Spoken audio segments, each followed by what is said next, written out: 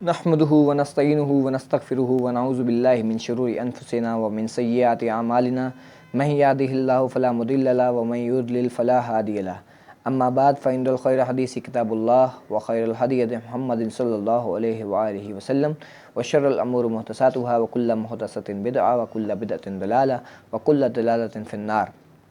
الحمدللہ، یہ میرا یوٹیوب چینل ہے، اسرار احمد شاہ میرا نام ہے۔ کل رات کو میرے دو دوستوں کے ساتھ ڈیبیٹ چل رہی تھی ایک معاملے پر کہ علماء حق جو ہیں وہ کون کون سے ہیں اور کن علماء کی تعلیمات کے اوپر چلنا چاہیے۔ تو میرے پاس دو دوست بیٹھے ہوئے تھے، ان میں سے ایک جو تھا وہ دیوبندی اسکول آف تھاٹ سے تھا، دوسرا میرا بھائی جو ہے وہ میرا دوست وہ بریلوی اسکول آف تھاٹ سے تھا۔ تو جو دیوبندی اسکول آف تھاٹ سے میرے دوست تھے، انہوں نے کہا کہ بھائی میں تو یہ سمجھا ہوں اور جو میں نے سنا ہے کہ علماء جو ہیں وہ وارث ہیں انبیاء اکرام کے، جو کہ حدیث مبارکہ سے بھی ثابت ہے۔ تو ہمیں چاہیے کہ ہم علماء کی تعلیمات کے اوپر چلیں اور علماء کے سے دین سیکھیں اور ان سے سیکھ کے دین اس پہ زندگی میں اس پہ عمل کریں دین کے اوپر۔ تو میں نے آگے سے ایک معصومانہ سا سوال کر دیا کہ بھائی آپ کن علماء کی بات کر رہے ہیں، کوئی اسپیسیفکلی کوئی ایک عالم کا نام بتا دیں جن کے پیچھے انہوں نے ایک دو مثالیں دیں جن کا میں ابھی نام نہیں لوں گا، لیکن میں نے جو ہے نا ان سے یہ معصومانہ سوال کیا کہ بھائی جن عالم کی آپ بات کر رہے ہیں وہ دیوبندی اسکول آف تھاٹ سے تعلق رکھتے ہیں، تو جو بریلوی اسکول آف تھاٹ سے تعلق رکھتے تھے ان سے میں نے ذرا یہی سوال کیا کہ بھائی یہ جو دیوبندی اسکول آف تھاٹ سے جو بھائی صاحب ہیں جنہوں نے یہ نام بتایا ہے علماء کرام کا، ایک دو نام بتائے انہوں نے، تو میں نے کہا یہ آپ ان کے بارے میں کیا خیال ہے آپ کا؟ تو انہوں نے کہا بھائی ہم تو جانتے نہیں انہیں۔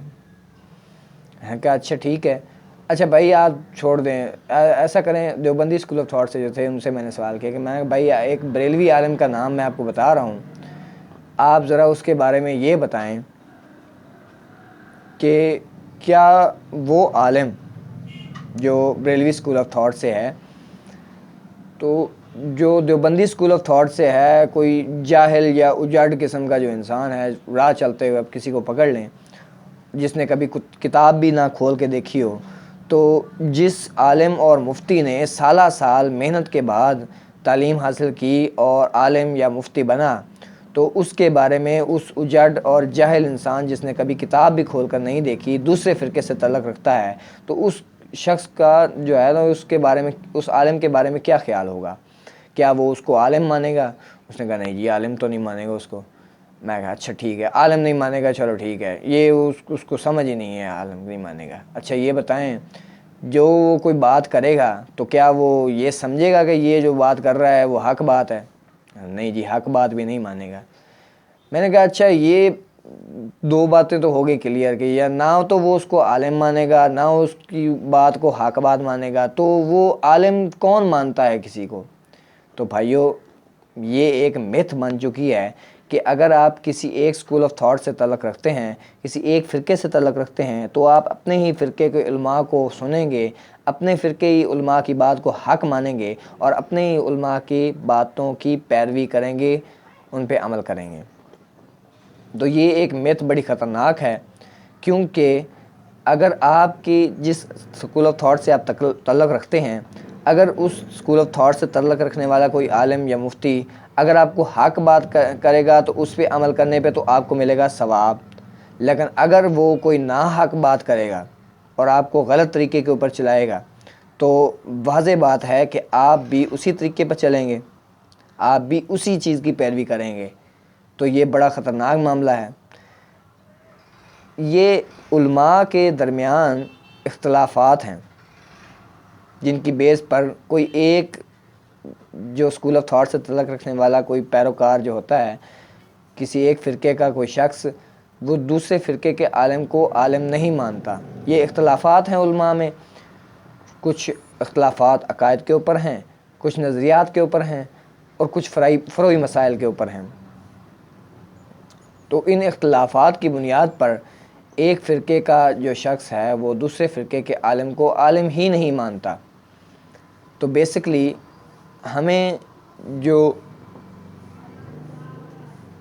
صورتحال نظر آ رہی ہے وہ صورتحال بڑی خطرناک ہے. یہ صورتحال، یہ جو میتھ بن چکی ہے، یہ میتھ یہودیوں میں بھی تھی، اور اس کے بارے میں اللہ تعالیٰ نے قرآن پاک میں ایک جگہ پہ ایک آیت نازل کی ہے جس کا مفہوم ہے کہ ان یہودیوں نے اپنے علماء کو، درویشوں کو اور جوگیوں کو اللہ کے مقابلے پہ رب مان لیا ہے. بیسکلی رب بنانے والا یا رب ماننے والا جو کانسیپٹ ہے وہ محاورتاً ہے.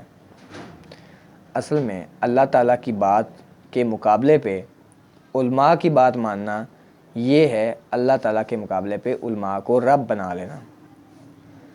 اللہ تعالیٰ نے عز و جل نے اس معاملے کی طرف اشارہ فرمایا ہے اور ہماری نصیحت کے لیے قرآن پاک میں یہ آیت نازل فرمائی ہے کہ ہم حق کے مقابلے پہ علماء کی بات کو ترجیح نہ دیں.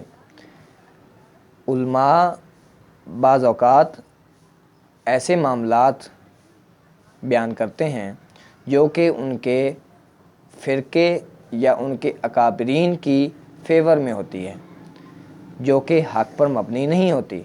تو بیسکلی علماء حق پر نہیں ہوتے، علماء کی اسپیسیفکلی کوئی بات حق پر ہوتی ہے.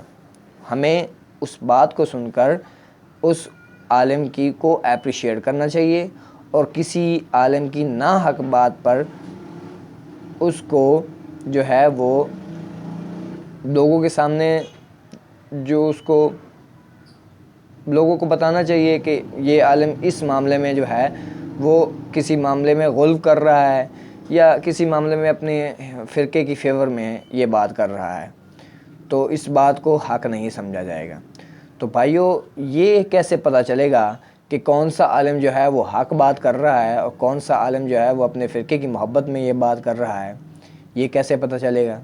تو اس کے لیے بھائیو ہمارے پاس ٹچ سٹونز موجود ہیں.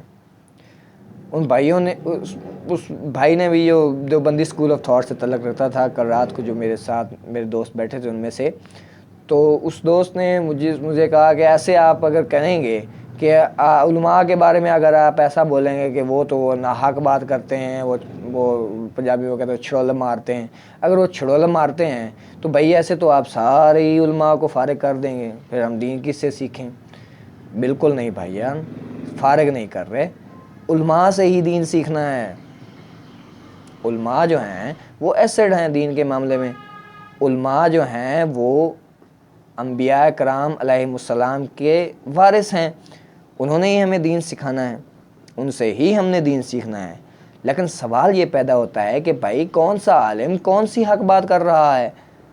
کیا آپ یہ سمجھتے ہیں کہ ایک عالم سارے ہی معاملات میں حق پر ہے؟ تو بالکل آپ غلط سوچ رہے ہیں. جس معاملے میں وہ حق پر بات کرے گا اس معاملے میں تو آپ کو ثواب ملے گا، آپ اس معاملے میں چلیں گے تو بالکل آپ کی زندگی سہل ہوگی. لیکن اگر کسی معاملے میں وہ ناحق بات کر رہا ہے، اپنے فرقے کی محبت میں بات کر رہا ہے، اپنے اکابرین کی محبت میں بات کر رہا ہے، تو آپ بالکل غلط ٹریک پر چلے جائیں گے. آپ اس معاملے میں عمل کرتے ہوئے بالکل باطل رہیں گے اور دنیا و آخرت کی بربادی کا باعث بھی بن سکتا ہے. ایسے بھی معاملات ہیں، عقائد ہیں، نظریات ہیں، ایسے فروعی مسائل ہیں جن میں آپ ساری زندگی ایک غلط طریقے کے اوپر چل رہے ہیں، ساری زندگی غلط عقیدے کے اوپر چل رہے ہیں، اور آپ کہہ رہے ہیں کہ نہیں میں صحیح حق عالم کے اوپر چل رہا ہوں، حق عالم کی پیروی کر رہا ہوں، حق دین کے اوپر ہوں. ایسا نہیں ہوگا. اصل میں ہمارے پاس ہیں ٹچ سٹونز. اللہ اور اس کے رسول کی اطاعت کرنے کا قرآن پاک میں بھی حکم آیا ہے، اور اس کے بعد حکم آیا ہے اولو الامر منکم، یعنی جو تم میں صاحب حکومت ہیں ان کی بھی اطاعت کرنی ہے. تو ہم سمجھتے ہیں کہ صاحب حکومت سے مراد اسلامی حکمران جو ہیں، جیسے خلفائے راشدین تھے، اور ان کے بعد وہ حکمران جو اسلامی جمہوریہ میں اسلامی طریقے کے اوپر ہمیں چلانے کی کوشش کریں، یا پھر وہ علماء کرام جو فتاویٰ جاری کرتے ہیں. تو ان علماء کرام کے بارے میں ہم کہہ سکتے ہیں کہ وہ اولو الامر منکم ہیں. تو ہمیں اولو الامر منکم کی اطاعت کرنے کا حکم دیا گیا ہے۔ لیکن اس آیت مبارکہ میں سورۃ النساء کی آیت نمبر 59 میں اللہ تعالیٰ نے ارشاد فرمایا ہے یا ایھا الذین آمنوا اطیعوا اللہ واطیعوا الرسول، اللہ کی اطاعت کرو اور رسول صلی اللہ علیہ وسلم کی اطاعت کرو، اور اطاعت کرو اولو الامر منکم کی۔ تو اولو الامر منکم سے مراد ہم علماء کرام بھی لے سکتے ہیں۔ تو اس کے بعد اللہ تعالیٰ نے ارشاد فرمایا ہے کہ اگر تم ان لوگوں میں کوئی تنازع دیکھو، کوئی اختلاف دیکھو، تو اگر اللہ اور روز آخرت پر ایمان رکھتے ہو تو اس معاملے میں اللہ اور اس کے رسول کی طرف رجوع کرو۔ تو اللہ اور اس کے رسول کے ایکویلنٹ اس وقت ہمارے پاس قرآن اور صحیح احادیث کا مجموعہ ہمارے پاس موجود ہے۔ الحمدللہ سوشل میڈیا پر PDF کی فارم میں ایپس کے ذریعے ہم تک سائے ستہ کی کتابیں بھی موجود ہیں۔ ہمیں چاہیے کہ ہم ان سے استفادہ حاصل کریں اور کسی عالم کی بات کو ان کے اوپر پرکھیں اور ہمیں پتہ چلے کہ حق بات کیا ہے، اور پھر ہم کسی عالم کے بارے میں بول سکیں کہ ہاں یہ عالم حق بات کر رہا ہے۔ الحمدللہ، جزاک اللہ۔ اللہ تعالیٰ سے دعا ہے کہ جو حق بات کہی اللہ تعالیٰ ہمارے دلوں میں راسخ فرمائے اور ہمیں قرآن و سنت کی تعلیمات کے اوپر عمل کرنے کی توفیق نصیب فرمائے۔ آمین۔ وما علینا الا البلاغ المبین۔